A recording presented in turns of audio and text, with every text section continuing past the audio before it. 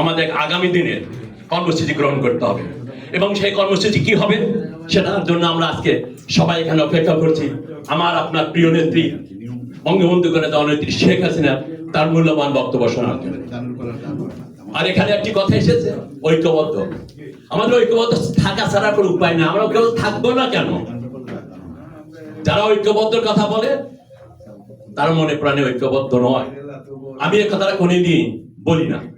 আওয়ামী লীগ সবসময় ঐক্যবদ্ধ, বাংলাদেশেও ঐক্যবদ্ধ, সারা বিশ্বের সবাই ঐক্যবদ্ধ।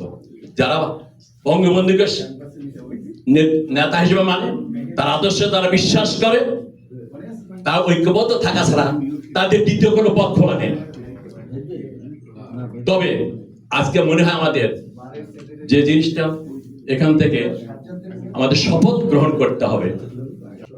বাংলাদেশে অতীত ঘটনা ঘটেছে, কারা ঘটিয়েছে, এখানে যারা উপস্থিত আছেন আপনারা সবাই জানেন, এনে বলার কোনো অপেক্ষা রাখে না।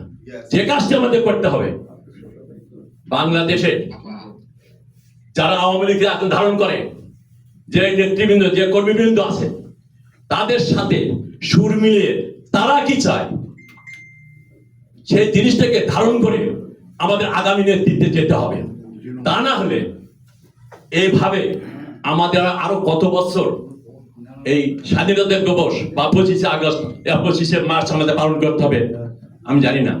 তবে আমার বিশ্বাস বঙ্গবন্ধু কোনো বেশি আছেন, তার নেতৃত্বে অচিরে আমরা এবং দেশের জনগণের সমর্থনে আমাদের 5ই আগস্টে হারানো যে স্বাধীনতা, 5ই আগস্টে হারানো যে পতাকা, 5ই আগস্টে হারানো যে সংবিধান আমরা ফিরে পাবো এবং পেতেই হবে।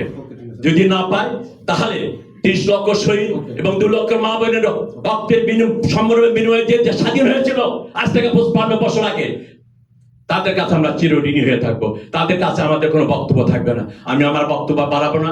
আজকে কামাল সিটি পরিষদের পক্ষ থেকে আজকে যে আয়োজন করা হয়েছে, আমি কামাল সিটি পরিষদের সকল কর্মকর্তাদেরকে আমি ধন্যবাদ জানাচ্ছি। এবং at the end of my discussion I'd like to thank our foreign guests, or we call it local representatives. I heard their voices. They are with us. They are always with us. But the government of this country is not helping us. I want to give you that message. That what is happening in Bangladesh, people are dying every day, but there is no news about it. So I cordially ask, if you have any access to this present government, please tell them that how the people are treating, how the present government treating the leaders of Awami League and workers or supporters of Awami League in Bangladesh. Please,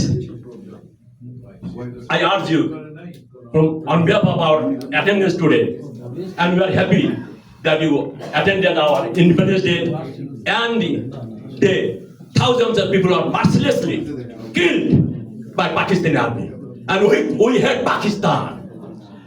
With that, I'd like to thank you again. Thank you very much. Jai Bangla, Jai Bangla.